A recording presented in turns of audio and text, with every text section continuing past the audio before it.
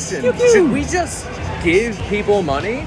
By now you may have heard terms like universal basic income, guaranteed income, or even freedom dividend. The idea being that one of the easiest and most effective ways to prevent people from experiencing poverty is to just give them money. No strings attached, no questions asked, just give them money and let them do whatever they want with it. For some, this may seem like one of the most obvious solutions in the world. Do I still believe in UBI? Yes, I do. It's a great idea. But if you float the idea to others, it practically melts their brain. You can just sort of send checks out to everybody and things will be fine is not true. I just imagine my 10-year-old self approaching my parents and saying, why don't you try to pay me $200 a week to not clean my bedroom? There would be an unprecedented disincentive to go to work in this country. My parents would have told me, nice try. But more than just a potential fix for today's issues with inequality and poverty, a UBI is also being touted as a potential fix for some very large problems coming in the not-so-distant future. But while this may seem like a radical new fix, it's actually a lot older than you think. And what's even more surprising is who has touted this as a potential solution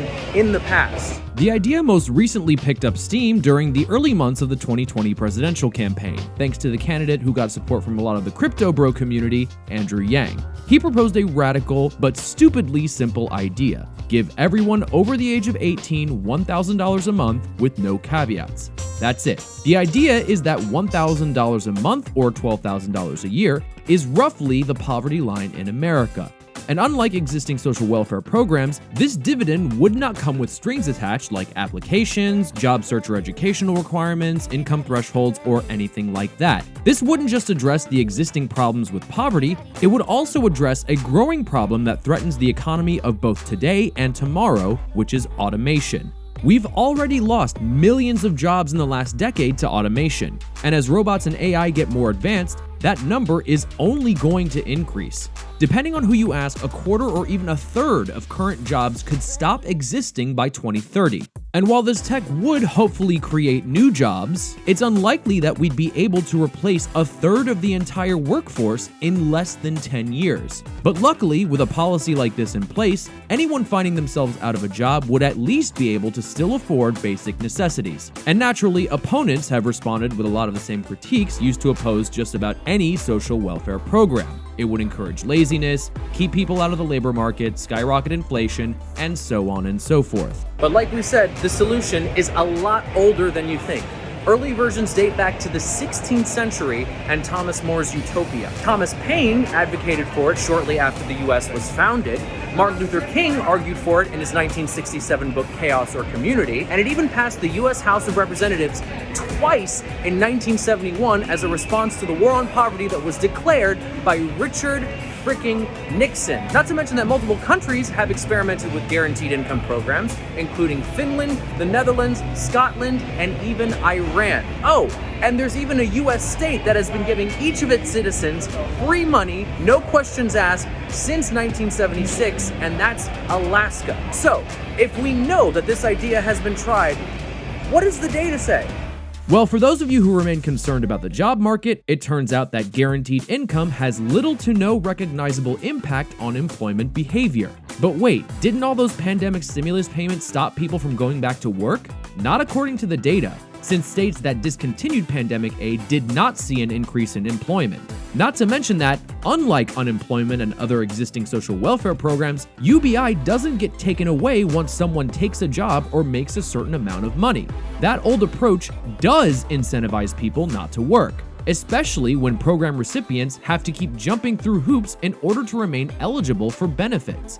And speaking of hoops, think of all the additional money and staffing required to monitor all of these eligibility requirements and process all of that information. Instead, a UBI would eliminate the time and resources needed to navigate through red tape and give workers more freedom to wait and choose jobs that are a better fit for them. And taking away the threat of poverty and starvation not only gives workers more power to negotiate for better jobs with better incentives, it also frees people up to get education to obtain better opportunities, say ones that better fit the tech-driven economy of the future. They can even take jobs that can't pay for all of their financial needs, but provide some other benefit like advancement opportunities or just enjoyment. And most people who stopped working in these tests did so that they could stay home and take care of a child or other loved one. So then, what did UBI recipients do with their free money? Short answer, they spent it. Not on booze or drugs, which is a total myth about low-income people. Instead, they bought food and clothes and other necessities. And that spending doesn't just benefit the recipient. It benefits every business that they patronize in order to get those things. Compare that to subsidies and other corporate welfare, which studies show tend to be spent more on stock buybacks, lobbyists, and executive compensation. And many of those same companies still rely on social welfare programs, since they refuse to pay workers a living wage. One study even found that every dollar spent helping wage earners would add about $1.21 to the overall economy, while every dollar spent on high-income people would only add about 39 cents. So if helping workers stands to benefit the overall economy, why the hell have we not pulled the trigger on a UBI yet? Well, aside from the political obstacles, there's at least one very major catch. While it would help us put a huge dent in poverty and modernize our workforce, chances are a UBI would do nothing to address the problem of wealth inequality. In fact, it would likely make that problem worse. And if you're wondering why, just look at the study that we cited earlier. When low-income people get additional money, they spend it. When high-income people get additional money, they either save it or acquire more assets that allow them to hoard that wealth. And with corporate conglomerates gobbling up more and more of people's overall spending, the likely trend of a UBI in today's economy would be to make inequality even worse. Not to mention the solutions like Yang's freedom dividend would end up costing about half of the overall federal budget, and the offsets and tax increases that he's proposed to pay for it would only cover about half that cost. Not to mention, he's proposing this as a replacement for programs like SNAP and WIC, which many advocates would argue do more harm than good. Other models would tie payments to a country's GDP or economic growth. Other people like myself think that our resources would be better spent on a universal work guarantee, where anybody who wants one can be guaranteed training and a job with a living wage. That way we can address problems like poverty, inequality, as well as infrastructure and climate change all at the same time. But here's what I like about the UBI. We're facing some pretty large problems in the not-so-distant future,